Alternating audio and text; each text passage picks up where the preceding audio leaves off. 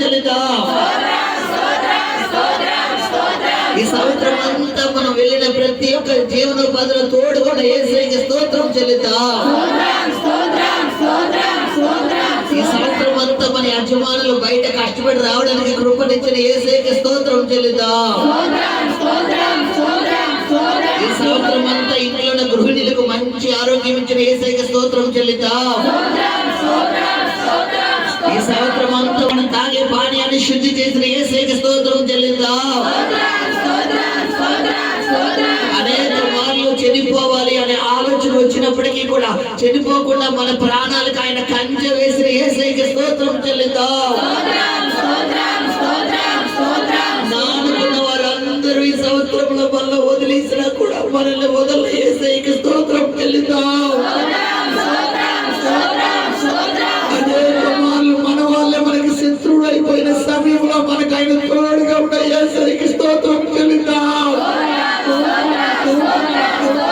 నేను నీకు తోడుగా ఉంటారన్న భర్త, నేను నీకు తోడుగా ఉంటారన్న భార్య, నీకు తోడుగా ఉంటా మన తల్లిదండ్రులు, నేను నీకు తోడుగా ఉంటారన్న బిడ్డలు అనేక మార్లు మనల్ని వదిలేసి వెళ్ళిపోయిన సమయములు ఈ సంవత్సరం అంతా మనకి తండ్రిగా, తల్లిగా, భర్తగా, భార్యగా, బిడ్డగా తోడుగా ఉన్న యేసయ్యకి స్తోత్రం చెల్లిద్దాం.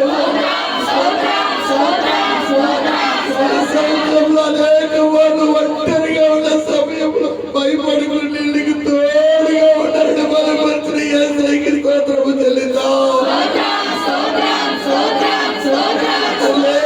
వాళ్ళు భయంతో బిక్కు బిక్కుమంటున్న వాళ్ళ జీవితంలో ఏమైపోతుందయ్యా, నా జీవితం, నా బ్రతికి ఏమైపోతుందయ్యా, నా పరిస్థితి ఎవరికి చెప్పుకోవాలని ఆయన సన్నిధిలో ఒంటరిగా ఏడుస్తున్న సమయంలో మనకు ప్రత్యక్షమై ఆయన మహిమని మన ముందు కనబర్చిన యేసయ్యకి స్తోత్రము చెల్లిద్దాం.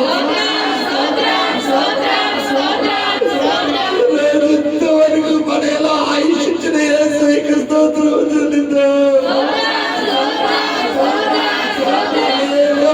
వాహనం మీద వెళ్తున్నప్పుడు తుట్టిలో ప్రమాదం అవ్వాల్సింది తప్పించిన యేసయ్యకి స్తోత్రం చెల్లిద్దాం.